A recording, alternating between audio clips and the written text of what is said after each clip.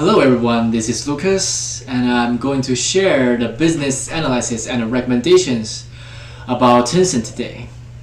And let's begin. And when we do analysis about a company, we should always start with the SWOT analysis like these four I showed over here. And I would begin from the strength. As you can see on the left, I conclude three strengths that Tencent have, which are good employees treatment, good on improving people's life, and keep doing philanthropy. So, first of all, the employees treatment. Tencent provide their employees a great environment to work, and this contains the playroom and also an emotional relax room, which most companies don't have. And secondly, Tencent also help their staffs to solve their living issues, because of many of their staffs are from outside the city that Tencent settled. So many staffs have to find a place to live in. And Tencent gave the plan to solve this problem well. And then Tencent solved the discrimination problem well. As an international company, there are many employees from outside China, so the racial problem exists heavily. But Tencent actually has its own rules to avoid that problem. And Tencent also doing great on improving people's life. Firstly, Tencent solved the school problem during the COVID-19. Tencent provided a platform to help students take class online, which solved the problem of cannot go to school and take class. And moreover, it also decreased the rate that could get infected in public area. Not just that, Tencent also provided a way that people could do payment remotely, which is called the WeChat Pay. And it makes people's daily payment more convenient. As you can see the chart, the most people use WeChat Pay over 80% in their daily lives.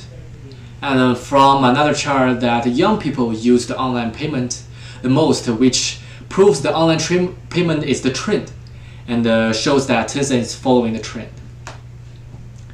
And what's more, another treatment that Tencent have is ongoing philanthropy. Tencent raised the money for people who live in the poverty region. In many aspects, this not only solved the problem of people cannot afford their daily spending, but also the money that Tencent raised is in a growing trend, which means Tencent could help more and more people who lived in the poverty region and help them out. Besides, Tencent donate money to the place that COVID-19 seriously happened as well. It's not just to donate money for the people who are infected, but also for the doctors who could do the research and help those people out. And after the strengths, let's talk about the weaknesses. Tencent is not doing great on user's experience. From the chart below, you can see that one circled by the red lines is Tencent, and it is just the middle level. This is because it often published the uncompleted applications. And also Tencent could have economy strategies as well. It puts more attention on developing new applications rather than maintain the old applications, which cause the difficulties that users could use who are used to use those apps. And Tencent also has the strategies that not obey the policy that published by the Chinese government. And the research shows that because of the 2,000 years history of the state involvement in economy, China's willingness to dismantle the state monopoly is offset by its insistence on doing what is in the best interest of the Chinese people, which shows that if Tencent wants to develop well, it have to follow the Chinese policy. And that's all I'm gonna say about the weaknesses. So let's move on to the opportunities. And the first opportunity is the popularity of the online payment. In case Tencent have the largest online payment app in China, Tencent could expand the field that could accept these apps to make people's payment even more easier. And moreover, Tencent could expand the business in game fields as well. In case that the amount of the gamers of all around the world is growing, so the gamers' demands is growing as well, and this could be the opportunities that Tencent expand their business and also acquire the studios to put more attention on game market.